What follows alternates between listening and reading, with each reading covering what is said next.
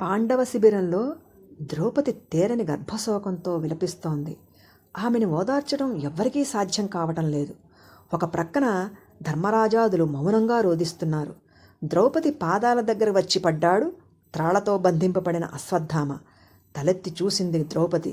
అవమాన భారంతో సిగ్గుతో తలదించుకుని రగిలిపోతున్నాడు అశ్వత్థామ.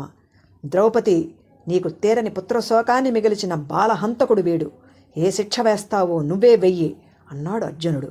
ద్రౌపది గుండె నిబ్బరించుకొని అర్జునునితో, ఆర్యపుత్ర, ఇతడు శిశుహంతకుడే కావచ్చు, కానీ గురుపుత్రుడు, మనందరికీ సోదర సమానుడు, శిక్షార్హుడు కాదు.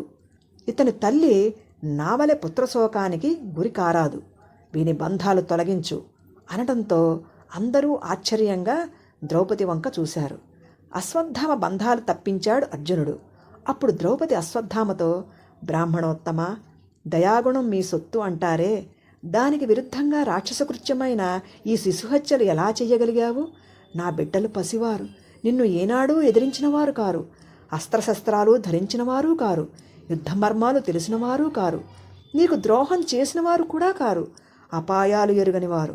పైగా ఆదమరచి నిద్రిస్తున్న చిన్నారుల తలలు ఖండించడానికి నీకు చేతులు ఎలా వచ్చాయి? ఈ హత్యలు ధర్మవిరుద్ధమని నీకు అనిపించలేదా అని కన్నీళ్లతో ప్రశ్నిస్తోంటే ఏ సమాధానమూ చెప్పలేక మౌనంగా నిలబడ్డాడు అశ్వత్థామ.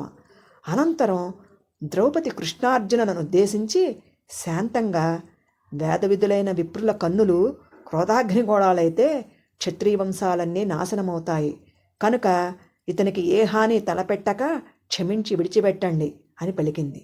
అప్పుడు శ్రీకృష్ణుడు ద్రౌపదితో, సోదరి, ఇంతటి గర్భశోకంలో కూడా ధర్మం తప్పని నీ మనోనిర్ణయం అభినందనీయం అన్నాడు.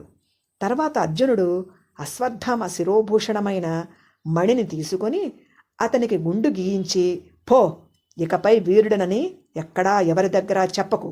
మాకు చేసిన ద్రోహానికి తలెత్తలేక సిగ్గుపడుతూ అనుక్షణం పశ్చాత్తాపంతో కుమిలిపోతూ నడిచే శవంలా బ్రతుకు అని అతనిని ముందుకు తోశాడు.